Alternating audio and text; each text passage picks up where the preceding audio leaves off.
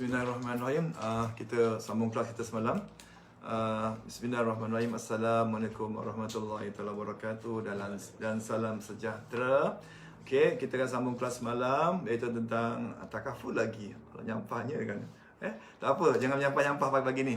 Okey, kita mulakan kelas kita dengan umul kitab Fazilat diajarkan kepada Rasulullah sallallahu alaihi wasallam, kaum keluarga, sahabat bangsa, guru-guru kita, apa kita kaum muslimin muslimat sama ada yang masih hidup dalam dunia, khususnya kaum keluarga kita yang telah rahmatullah dan klien-klien kita yang telah rahmatullah. Al-Fatihah. Bismillahirrahmanirrahim. Iyyaka na'budu wa iyyaka nasta'in. Shiratal ladzina an'amta 'alaihim ghairil maghdubi 'alaihim waladdallin. Okey, alhamdulillah. Terima kasih semua. So, kelas kita hari ni lah sambungan semalam. Semalam kita tentang kenapa orang tu kena ambil takaful. Kenapa kena ambil takaful? Sebabnya musibah tak tahu bila akan berlaku. Risk tak boleh kontrol.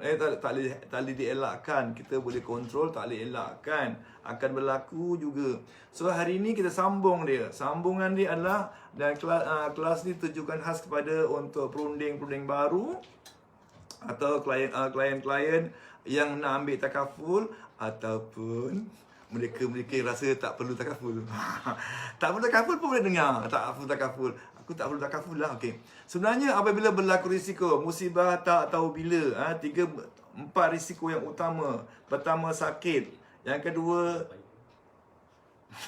yang kedua tua, yang ketiga hilang upaya, yang keempat kematian, dan yang kelima mungkin berlaku perceraian. Okey. Kesan dia yang kita kena tahu, kenapa dia sangat kena ambil takaful ni? Kesan dia, apabila berlaku risk berlaku, apabila berlaku risiko ni, kesan dia yang pertama adalah gangguan emosi. Emosi terganggu. Saya banyaklah Encik Ibrahim kan, girlfriend lari pun emosi terganggu kan. Jadi kesan pertama lah emosi terganggu kerana apa? Kerana kehilangan orang tersayang, kerana masuk hospital. Siapa pernah masuk hospital? Seronok kan? Seronok, free, tak payah kerja kan. Dapat MC, dapat makan. Nurse pun datang, encik nak makan apa? Kan? Okey. Walaupun macam tu pun emosi terganggu, stres, tak boleh balik rumah. Anak macam mana ya? Pertama, emosi terganggu, kehilangan orang tersayang atau kita berlaku sakit atas diri kita sendiri. Yang keduanya, masalah keuangan. Bila berlaku risiko, kerja tak boleh buat, mungkin kena buang kerja, mungkin kena potong gaji. Jadi berlaku je masalah keuangan sebab kekurangan sumber pendapatan atau hilangnya sumber pendapatan. Okey. Seterusnya, yang ketiga adalah tindakan undang-undang. Contoh je, cuma sekarang moratorium okeylah, tak kena tindakan undang-undang. Cuba bukan moratorium, kereta tak bayar. Kereta tak bayar 2 bulan 10 hari je, bank dah telefon. Dia tak ada peminat telefon kita, encik, Assalamualaikum, saya daripada bank ABC. Akaun encik tertunggak sebulan, tolong bayar. Okey, kalau tak bayar, boleh. Kalau tak bayar, bank akan tawakil untuk ambil kereta tu. Maksudnya masalah tindakan undang-undang. Bank dah tarik, nama blacklist pula. Buka akaun bank tak boleh. Ke overseas tak boleh. Kena masuk sitos dan sikris. Mana? 3 utama kesan-kesan dia. Risiko utama emosi. Yang kedua, tak ada sumber pendapatan. Yang tiga, tindakan undang-undang akan berlaku. Itu kesan dia. Jadi apa masalah dia? Masalah dia masalah lah. Jadi dengan takaful tadi, sekurang-kurangnya bila kita ambil takaful, sekurang-kurangnya mengurangkan kesan. Contohnya masuk hospital, contohnya sakit masuk hospital, sekurang-kurangnya masalah duit tak masalah sebab bil-bil hospital takaful bayarkan. Kan? MC duduk ward. Contohnya kalau kita kerja bergaji hari, dapat daily allowance. Mungkin sehari RM100, sehari RM200, bergantung kontrak takaful yang kita sign dulu. Let's say lah, kalau takaful ikhlas ni maksimum sehari RM500. Bayangkanlah, 2 hospital tak kerja, bil-bil hospital semua kita bayar. Contoh bil RM10,000, dia duduk hospital 5 hari, sehari RM500 dah, RM2,500 allowance, daily allowance. Okey. Lepas tu dia panggil tak peranan takaful tadi mengurangkan kesan. Okay, mana bila masuk hospital ia terganggu. Keduanya contohnya macam mana nak mengurangkan kesan gangguan emosi. Contohnya tiba-tiba ayah meninggal dunia, ayah meninggal dunia atau ayah kena stroke, macam saya cerita sebelum ni, kawan saya kena stroke. Saya pun tak sangka kena stroke.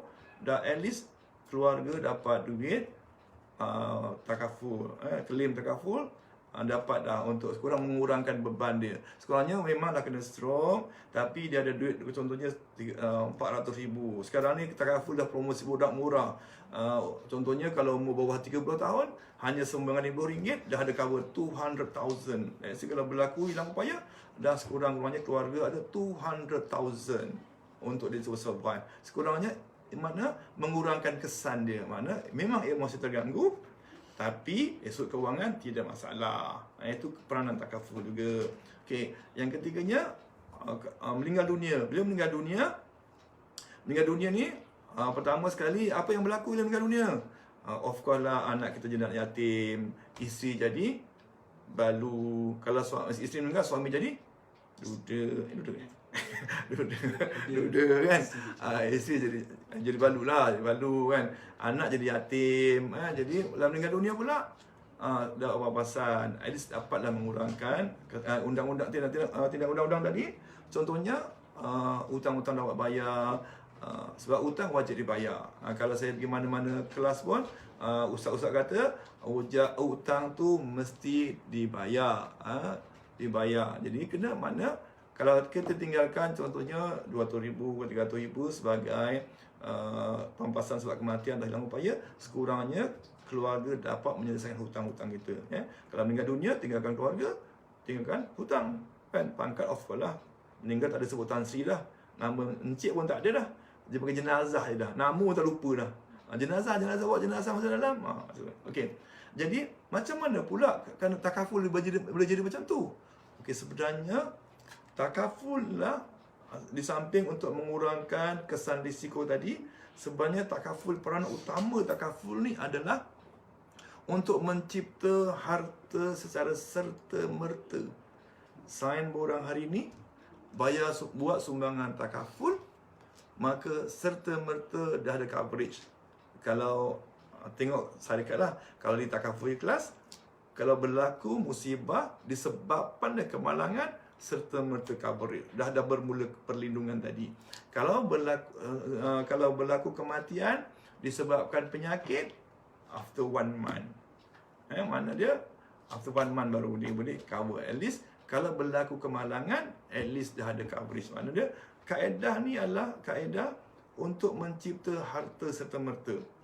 Contohnya, berapa banyak kita nak buat harta? Simple lah, simple.